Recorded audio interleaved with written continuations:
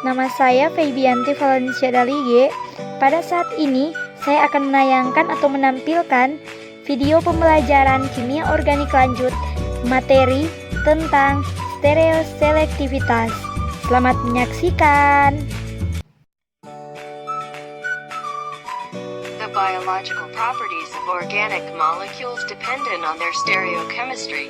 This is true for drugs, insecticides and insect pheromones, plant growth regulators, perfumery and flavoring compounds, as indeed for all compounds having biological activity. The cis-hydroxyaldehyde 1 has a strong and pleasant smell and is used in lily of the valley perfumes, whereas the trans-isomer 2 is virtually odorless. Notice that these are diastereoisomers.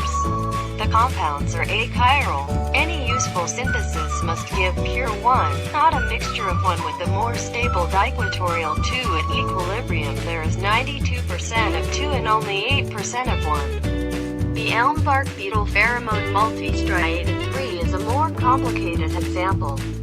You may recall from chapter 1 that a single isomer alone attracts the beetle. Making the right diastereoisomer by stereoselective synthesis is not enough. The compound must be a single enantiomer too. In this chapter we consider making the right diastereoisomer of compounds with several chiral centers and first address the question of making single enantiomers. This is only a brief discussion. You are referred to Strategy and Control 1 for much more detailed analysis into Clayton organic chemistry for the background. Point 2. Enantiomerically pure compounds. We shall discuss two strategies in the making of single enantiomers. Either we can resolve a racemic compound somewhere in the course of the synthesis, or we can use a single enantiomer as starting material.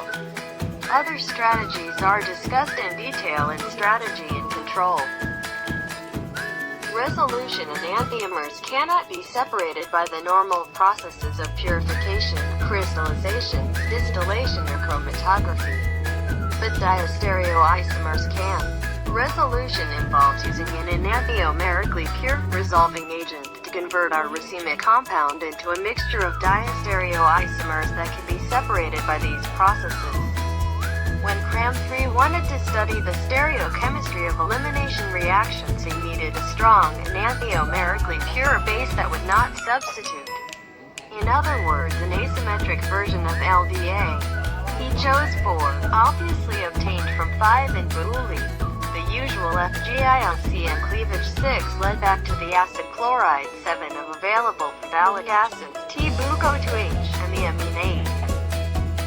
Prepared amine 8 by a kind of reductive amination of the keto 9 via the N-formally amine 10 and made it enantiomerically pure by resolution with malic acid 11, achieve enantiomerically pure compound. Point 4 would not be necessary nowadays, as the preparation and resolution of 8 is an undergraduate experiment. Point 5 a more normal reductive amination gives racemic 8 crystallization of the tartrate salt. 12 from methanol gives enantiomerically pure plus R-8 after neutralization. In fact, this nearly perfect resolution gives both enantiomers of 8. One tartrate salt crystallizes out from MeOH and the other remains in solution. The salts are diastereoisomers and have different physical properties. Cyano-covalent bond is formed in making the salt 12. Simple neutralization with NaOH gives pure amine 8 and the tartaric acid remains in solution as its sodium salt. Cram finished his synthesis by making and reducing the amide 6. Both steps go in excellent yield, and more importantly, without any racemization, as the chiral center is not involved in either step. These principles are involved in all classical resolutions.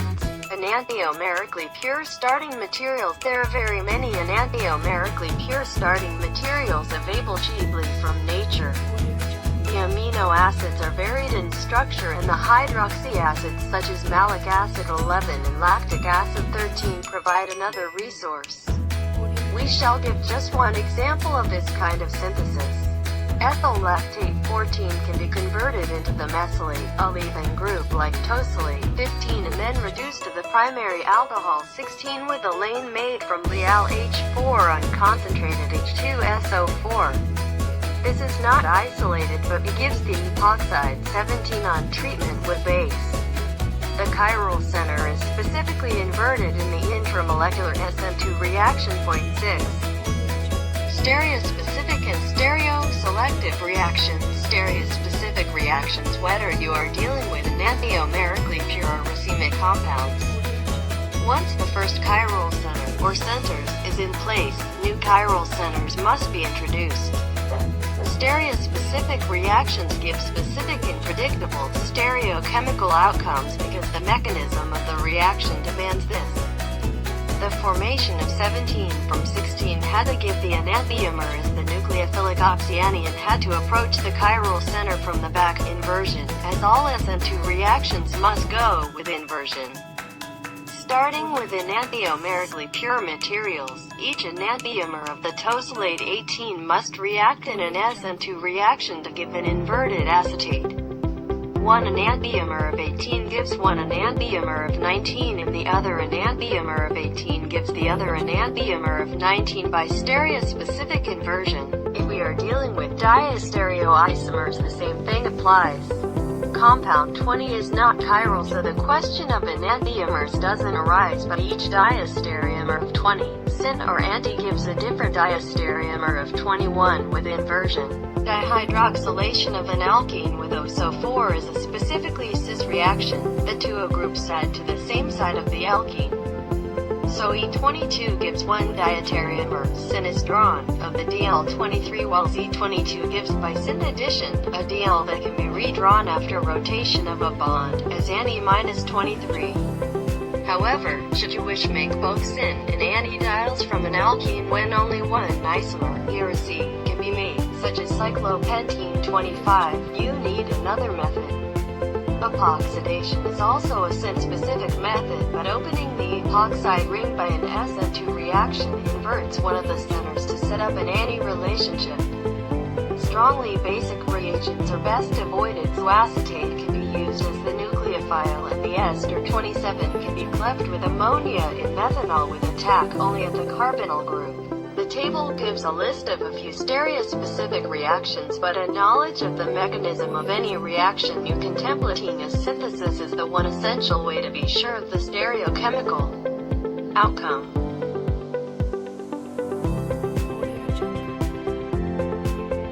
The entry rearrangement might surprise you, but it can be very valuable as in an alternative synthesis 7 of the amine 8. Enantiomerically pure acid 28 is converted into the azide 29 that loses nitrogen to give a nitrene. This nitrogen atom has only 6 electrons and an empty orbital into which the whole side chain can migrate 30. It does so with at least 99.6% retention of configuration to give the isocyanate 31 that picks up water to give the unstable carbamic acid 32 which loses CO2 spontaneously to give the amine 8. The acid 28 is not now available in enantiomerically pure form, so the resolution with raw tartaric acid is now preferred. In any cache, both enantiomers of the amine 8 are available and we would now probably use it to resolve the acid 28. Diastereoselective synthesis of multistratin, and we promised in chapter 1 that a synthesis of the elm bark beetle would appear, and here it is. It has 4 chiral centers, but one of them, marked as a hidden carbonyl group, is unimportant. Disconnecting the acetal reveals keto DL33. If we make 33, it must cyclize to 3. No other stereochemistry is possible. Further CC disconnection with alkylation of an enolate imide reveals symmetrical ketone 34 and a DL35 with a leaving group X at one end and the 2 chiral centers, marked with circles, adjacent. The leaving group will come from an alcohol, so the basic skeleton is a 1, 2, 3 trio 36 that is nearly symmetrical and becomes symmetrical with a CC disconnection to the symmetrical epoxide 37. Both starting materials 34 and 37 are available and are symmetrical. We just have to make 37 be epoxide comes from the C-alkene 38, and that can be made by Lindlar reduction of the alkyne 39. The alkyne is actually available as it is easily made from acetylene and formaldehyde. Two decisions remain. How do we distinguish the three alcohols in 36, and what reagent do we use for Me in the reaction on the epoxide? Protection as the cyclic acetal 40 makes epoxidation straightforward, and Me too. Cooley turned out to be the best reagent for opening the epoxide. We now have two of the O's protected 42, but they are the wrong two. Acetal formation is thermodynamically controlled, and 5-membered rings are more stable than 7-membered. So the ingenious solution was to submit 42 to acid when it rearranged by acetal exchange to 43. Now the right O group is unprotected and it can be transformed into the iodide 44, ready for alkylation of the lithium analate of 34. Treatment with acid again isomerizes the acetal 45 into multistratin 3 with loss of acetone. No attempt was made to control the center next to the carbonyl group in 45. Cyclization gave 85% of 3 with an equatorial methyl group 8 and only 15% of the other diastereoisomer resulting from the uncontrolled center in 45. But it is important the multistratin be made in enantiomerically pure from as well as one diastereoisomer.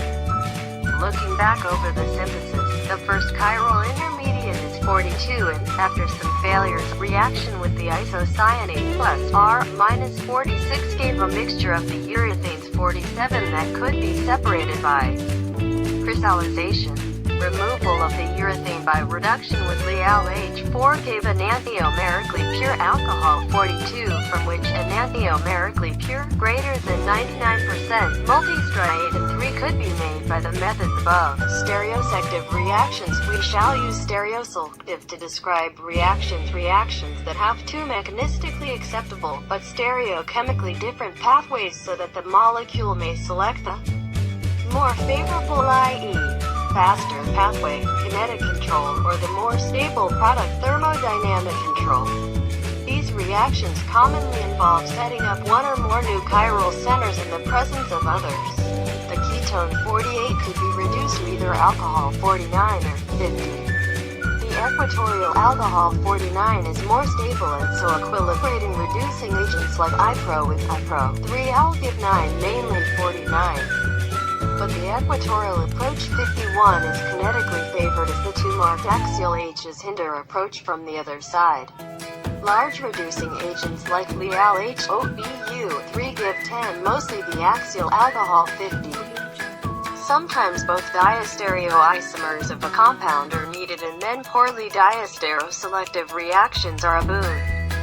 Both syn and antitosolates 55 were needed to study the stereochemistry of reactions. 0.11 Reduction of the ketoester. See preparation in chapters 19 and 21. In 2 stages gave a mixture of syn and anti. Diols 54 separable by column chromatography.